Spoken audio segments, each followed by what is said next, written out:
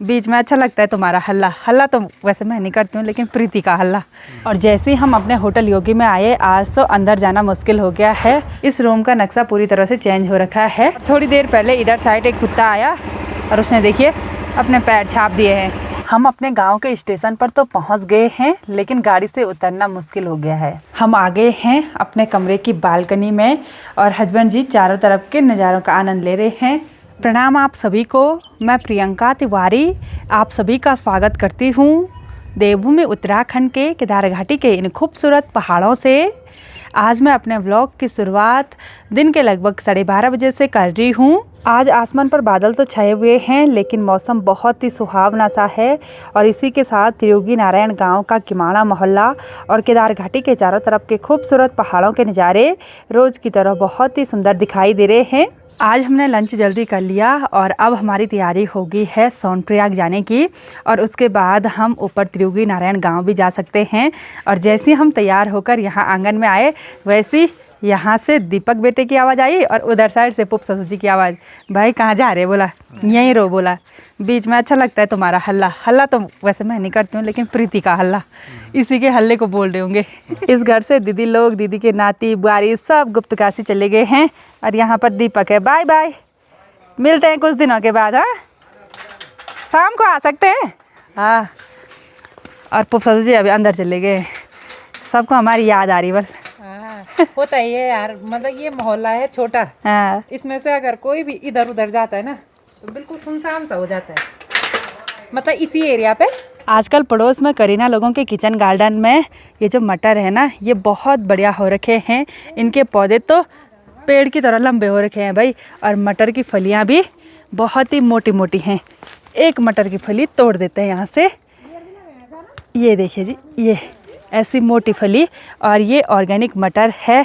दीदी यहाँ पर आलू की गुड़ाई कर रही है। परसों एक दिन की थी, उसके बाद नहीं आई, बोला खेत में। दीदी से परमिशन मिल गई है कि आज हमने भी थोड़ा बहुत मटर निकालने हैं। अच्छा, दीदी ने बोल दिया था, लेकिन देखो ना इस पे बीज अच्छे हो रखे हैं। अच्छे बीज है, यदि बीज दौरी वालो ये देखो मस्त मटर हो रखी हैं, एकदम बढ़िया। ये मटर बहुत मीठी हो रही है। सजवन आलो मीठा।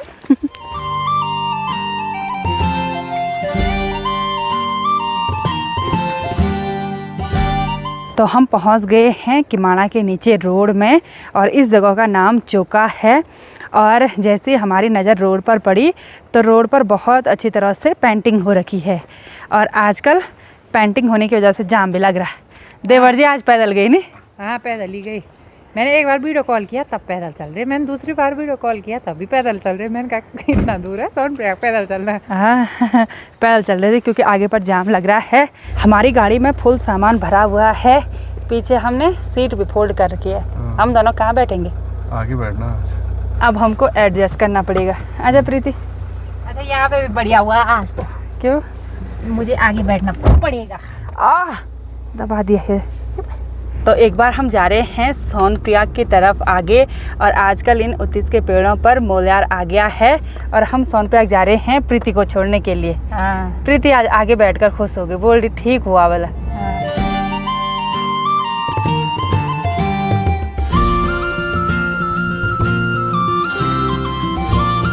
रोड तो बिल्कुल स्मूथ हो गई, और आज यहाँ से पेंटिंग स्टार्ट हुई थी और यहीं से देवर जी लोग पैदल गए थे।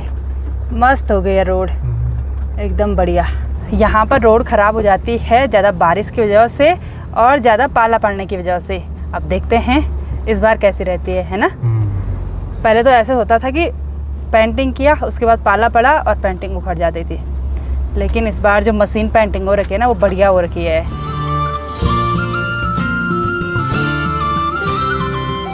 तो चलिए जी, फाइनली हम सोनप्रयाग में पहुंच गए हैं, और आज अभिजीत ने सिलेंडर पकड़ रखा है भाई। सिलेंडर भी मिल चुका है। एक मिल गया सिलेंडर, बड़ी मुश्किल से ये किमाड़ा जाएगा अब।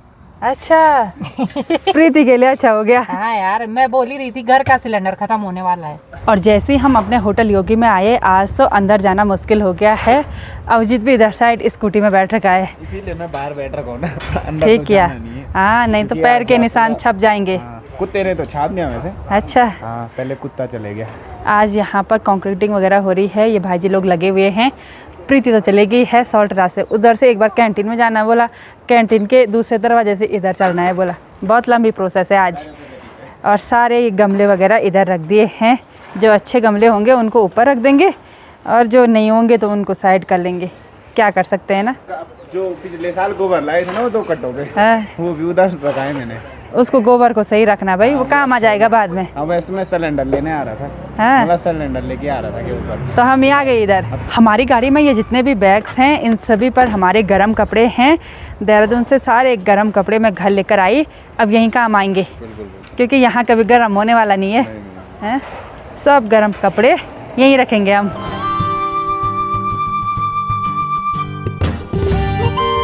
यहाँ सोनप्रयाग में तो लगातार श्री केदारनाथ धाम की यात्रा की तैयारियां चल रही हैं और लास्ट काम बच गया था नीचे फर्श में कंक्रीटिंग करने का, तो वो भी आज कंप्लीट हो रहा है। और यहाँ ऊपर साइड की बालकनी में भी टाइल्स लग चुकी हैं और ये काम बहुत पहले फिनिश हो गया था। अब मैं आपको लेकर चलती हूँ अपने रूम में जहाँ पर हम यात्रा के दौरान रहते हैं। इस रूम का नक्शा पूरी तरह से चेंज हो रखा है। कमरा उतना ही है लेकिन ऊपर पाइन लगा रखी है और साथ ही चारों तरफ दीवारों पर पैनल लगा रखे हैं। और अब हमारा कमरा पहले से ज़्यादा बेटर लग रहा है। और वैसे तो कमरा अभी पूरी तरह से सेट नहीं हो रखा है। यहाँ बेड पर कुछ देवर जी ने कपड़े फैला रखे थे और कुछ मेरे बैग वगैरह फैल गए हैं, तो अब इन सभी कपड़ों को सेट करना है इस अलमारी पर।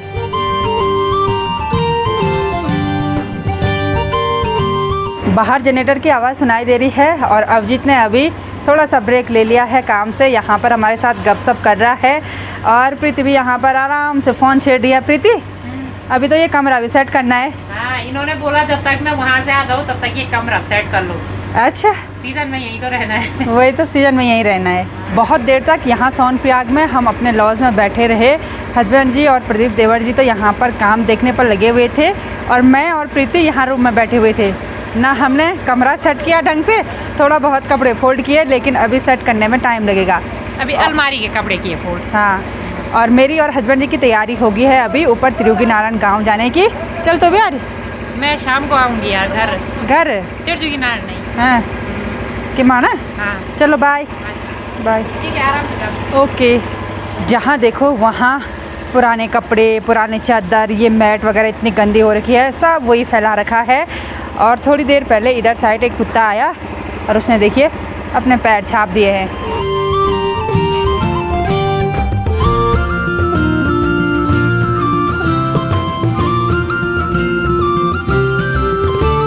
आज बहुत दिनों के बाद हम दोनों जाने वाले हैं ऊपर त्रियोगी नारायण गांव में।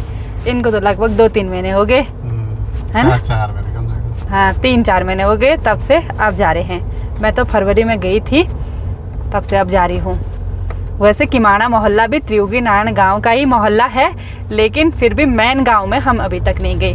अब रोड पर अच्छी तरह से पेंटिंग हो गई है तो बिल्कुल आसानी से हम ऊपर गांव तक पहुँच जाएंगे।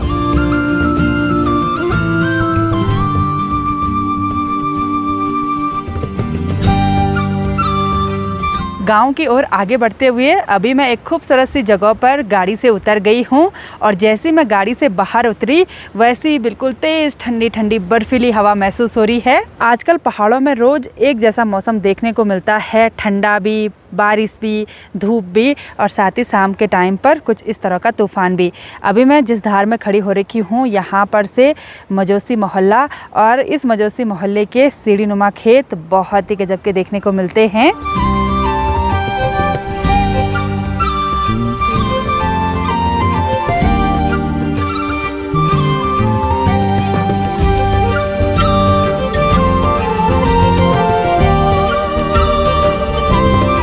हम अपने गांव के स्टेशन पर तो पहुंच गए हैं, लेकिन गाड़ी से उतरना मुश्किल हो गया है क्योंकि बाहर हो गई है झमाझम बारिश शुरू।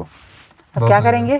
चलते हैं थोड़ी देर। छाता भी नहीं है गाड़ी में, थोड़ा बैठे रहते हैं, अगर बारिश बंद होगी उसके बाद निकल जाएंगे घर। और बाहर का मौसम तो अचानक से बदल गया, बहुत ही भयंकर तेज़ बारिश शुरू हो गई।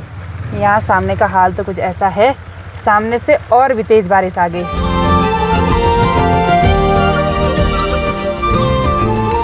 शाम के लगभग 5:30 बजे का टाइम हो गया और हमको गाड़ी में बैठे बैठे लगभग 1 घंटे हो गए थे।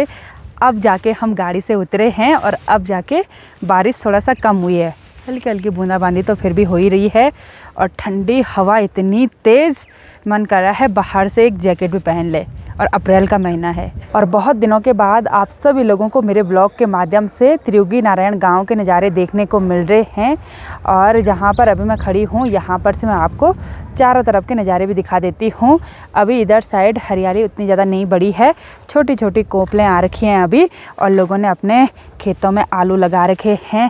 साथ ही सारी जगह काम लगा हुआ है, लोगों के लॉज नए नए घर बन रहे हैं और सामने वाली पहाड़ियों पर लगातार बर्फबारी हो रही है। वहीं की ठंडी ठंडी तेज़ बर्फीली हवा यहाँ पर महसूस होती है। इस बार श्री केदारनाथ धाम के कपाट खुलते टाइम भी बहुत ज़्यादा बर्फबारी देखने को मिलेगी। एक तरफ से तो वहाँ पर बर्फ़ की साफ़ सफाई हो रही है और दूसरी तरफ से बर्फ़ गिर रही है। और यहाँ स्टेशन पर गांव वालों की मैक्स बोलेरो गाड़ी तथा पर्सनल व्हीकल के साथ साथ कंक्रीट और बजरी और साथ ही सरिया की ढेर देखने को मिल रही है। तो चलिए जी फाइनली घर पर पहुंच गए हैं और आज हम लिफ्ट से नहीं गए क्योंकि अभी लाइट नहीं है और जनरेटर भी ऑन नहीं कर रखा है। हम आ गए हैं अपने कमरे की बालकनी में और हस्बैंड जी चारों तरफ के नज़ारों का आनंद ले रहे हैं। मैंने भी यहाँ पर आकर सबसे पहले ये विंडो खोली और यहाँ पर से नज़ारे कुछ इस तरह के देखने को मिल रहे हैं। ये देखिए अभी तो बहुत ही सुहावना सा मौसम हो गया और हस्बैंड जी यहाँ से इंटर कॉलेज का नज़ारा देख रहे हैं। क्या देख रहे हैं? वहाँ इंटर कॉलेज में काम लगा हुआ है और फील्ड में देखिए टाइल वगैरह पत्थर वगैरह लग रहे हैं। क्या बोलते हैं उनको? वो है लॉक टाइल। लॉक टाइल तो वो लग रही है, थोड़ा सा ही लग रही है मुझे लग रहा है, नहीं बहुत सारी आ रखी है वैसे। तो गांव के नज़ारे कुछ इस तरह के हैं। बहुत दिनों के बाद हमको ये वाले नज़ारे देखने को मिले तो बहुत ही बढ़िया लगा। मन करता है यहीं पर रहें, कहीं भी न जाएं, है ना। लेकिन एक टक बच्चे पर भी लगी रहती है कि बच्चा देहरादून है। अच्छा हुआ उस टाइम हमने यहाँ पर ना पूरा पैक कर लिए, वरना यहाँ पर रहना मुश्किल हो जाता। धूल ठंडी हवा भयंकर हो जाता। उस टाइम हमने पैक किया तो यहाँ पर काफ़ी अच्छी गर्माहट बनी रहती है। और ये हमारा छोटा सा डाइनिंग टेबल, पता नहीं कब से यहाँ पर खाना नहीं खाया, अब आज खाएंगे। घर पर आने के बाद अब हम दोनों रिलैक्स हो जाते हैं। इनको तो बहुत सारा काम है, हिसाब किताब देखना है, मैनेजर से बात करनी है, स्टाफ मेंबर से मिलना है, लेकिन मैं तो आराम कर लेती हूँ क्योंकि बाहर जाने का तो मन नहीं कर रहा। भाई बाहर कितना ठंडा हो रहा है ना, ऐसा लग रहा है जैसे पौष का महीना होगा। और इनको ना फ़ोन पर फ़ोन आते रहते, इतने सारे फ़ोन कॉल्स आते हैं ना, इनकी आधा ज़िंदगी फ़ोन कॉल्स पर चली गई। भाई क्या करें, काम तो करना ही पड़ता है ना। तो रिलैक्स हो जाते हैं अब। डिनर करने के बाद आज हमारी सोने की तैयारी भी हो गई, लेकिन अभी तक आज लाइट नहीं आई क्योंकि बहुत तेज़ तूफ़ान भी हुआ, ज़ोरदार बारिश भी हुई। शायद कहीं तारे वगैरह टूट गई होंगी, वरना लाइट अंधेरा होने तक तो आ ही जाती थी। और अभी तक इन्वर्टर चल रहा है। खैर आज हमारा होटल खाली है, मतलब रूम वगैरह नहीं लगे हुए हैं, स्टाफ मेंबर भी ऊपर है और अब हम आराम कर लेते हैं। तो चलिए जी इस ब्लॉग को इतना ही रखते हैं, मिलते हैं आप सभी लोगों को अपने नेक्स्ट ब्लॉग में। तब तक के लिए जय देवभूमि उत्तराखंड।